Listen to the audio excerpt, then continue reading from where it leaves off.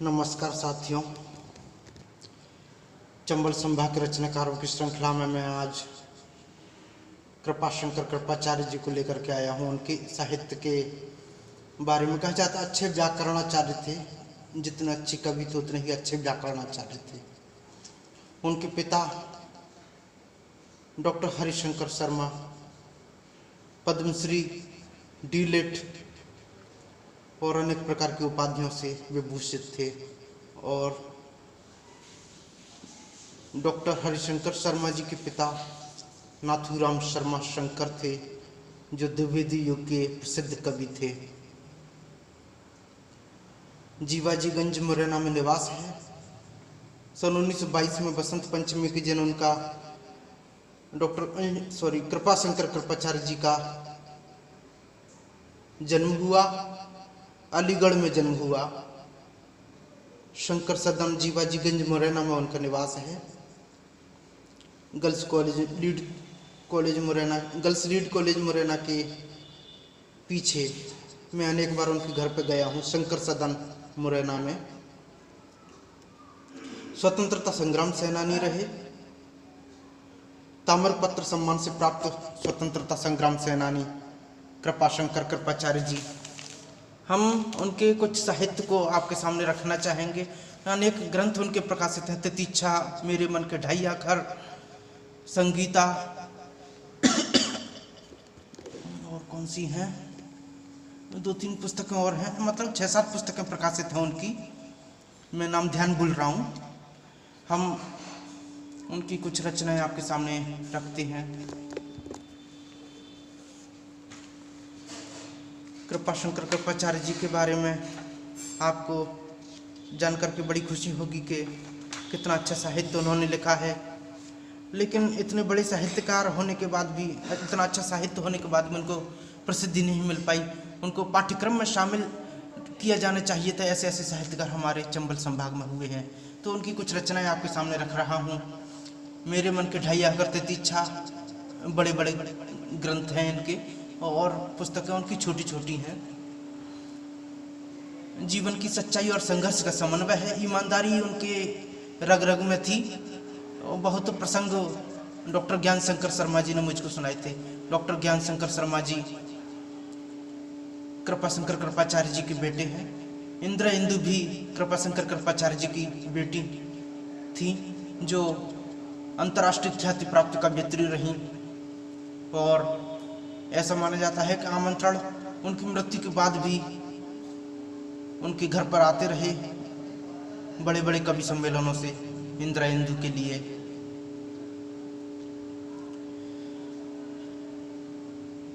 तो लाज रखो लजवंती कविता उनके मेरे मन के ढाई घर पुस्तक से हम ले रहे हैं। गीत नवनिर्माण के बारूदी बसंत वासना, ये प्रमुख कविताएं हैं उनकी। उनको भी रखेंगे, लेकिन फिलहाल हम रख रहे हैं लाज रखो लाजवंती। प्रकृति की महिमा का वर्णन इसमें कर रहे हैं। लाज रखो लाजवंती, तुल छिप आया द्वार तुम्हारे। लाज रखो लाजवंती, तुल छिप आया द्वार तुम्हारे। घेर लिया मधुवन मधुपौ ने, सुरभि लुटा डाली पुष्पों ने। रसिक समीकरण बना प्रवासी, वनमाली पर लदी उदासी। मात किलकाती बात न बनती, तुम बिन कौन सवारे। लाज रखो लाजवंती, लाज रखो लाजवंती, तुल छिप आया द्वार तुम्हारे। घेर लिया मधुवन मधुपौ ने, सुरभि लुटा डाली पुष्पों ने। रसिक समीकरण बना प्रवासी, वनमाली पर लदी उदासी। मात किलकाती बात न बनती, तुम बिन कौन सवारे। लाज रखो लाजवंती, लुक छिप आया द्वार तुम्हारे।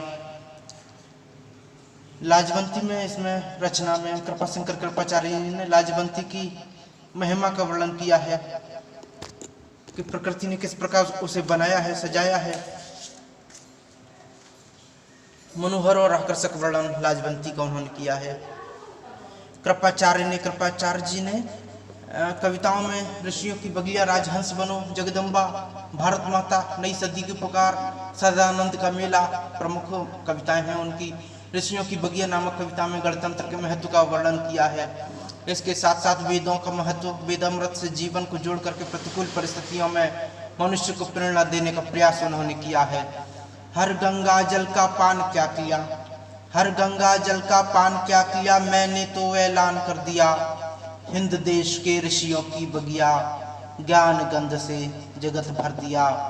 विश्व विजय का यंत्र हिंद है, हिंदू का गणतंत्र हिंद है।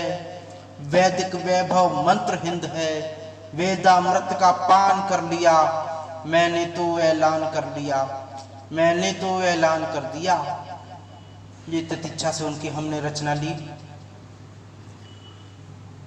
ऋषियों की बगिया नामक कविता में ज्ञान गंध की महिमा का वर्णन किया है।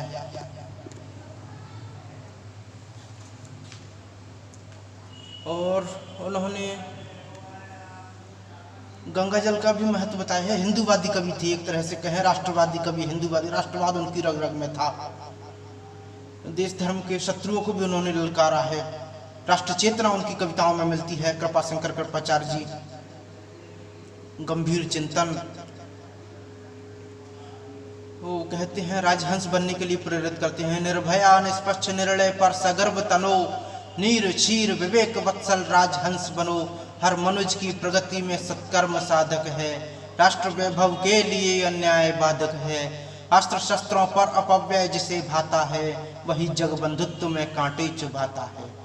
कृपाशंकर कृपाचार्य जी, इंदिरा इंदु, इनकी रचना को सुनने के लिए प्रसाद पंत निराला, दिनकर, महादेवी वर्मा, हरिवंश राय बच्चन जी, ये उनके घर पे आते थे। इतने बड़े बड़े कवि नाथुराम शर्मा शंकर जी के आगरा निवास पर, और कुछ लोग तो कहते हैं मुरैना निवास पर भी आते थे।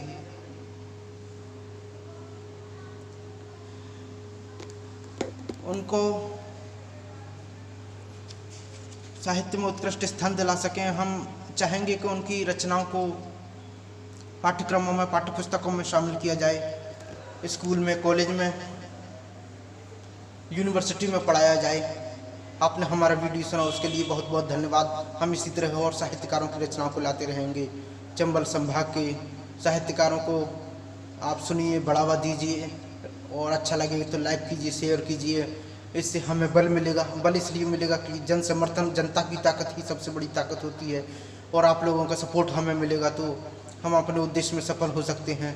हमारा उद्देश्य है हमारे क्षेत्र के साहित्यकारों को पाठ्यक्रम में स्थान दिलाना। स्कूल में, कॉलेज में, यूनिवर्सिटी में इनको पढ़ाया जाए, इनकी रचनाओं को, इनकी कृतियों को, इनकी पुस्तकों को।